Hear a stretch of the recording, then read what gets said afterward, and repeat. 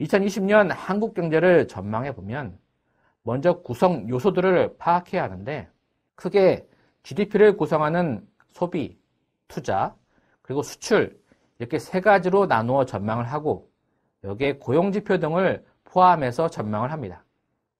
먼저 소비 부문에서의 성장세는 19년도와 비슷하거나 소폭 개선될 것으로 보입니다.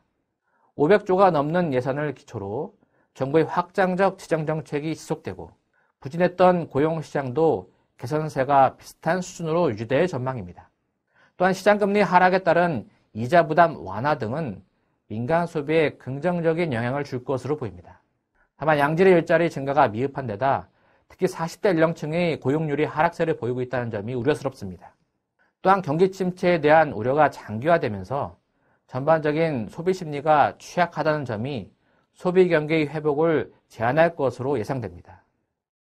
한편 건설 경기의 경우 19년도보다는 마이너스 증가율이 다소 축소될 전망입니다. 특히 신규 착공 건수의 감소 및 일부 지역의 미분양 주택수 증가세 등은 주거용 건물 수주 및 착공의 제약 요인으로 작용하면서 투자의 감소세는 지속될 것으로 보입니다. 다만 공공주택 공급 계획, 도시재생 사업 및 SOC 투자 확대 등 정부의 건설 투자 정책이 소폭 전환되면서 건설 투자의 부진세는 다소 완화될 것으로 기대해 볼 수 있겠습니다. 기업의 설비 투자의 경우엔 2020년 글로벌 경기가 개선되고 교역이 증가하면서 올해 설비 투자가 부진했던 기저효과와 함께 반도체 경기 회복에 대한 기대감, 정부의 혁신 성장 기조 지속 등에 따라 완만한 회복세를 나타낼 것으로 전망됩니다. 다만 미중 무역 분쟁에 따른 대외 불확실성이 여전히 존재하고 중국 경기의 하락세가 지속될 경우엔 기업의 설비 투자 증가세도 제한적으로 보입니다. 한편 2020년 수출 경기는 올해보다는 소폭 반등할 전망입니다.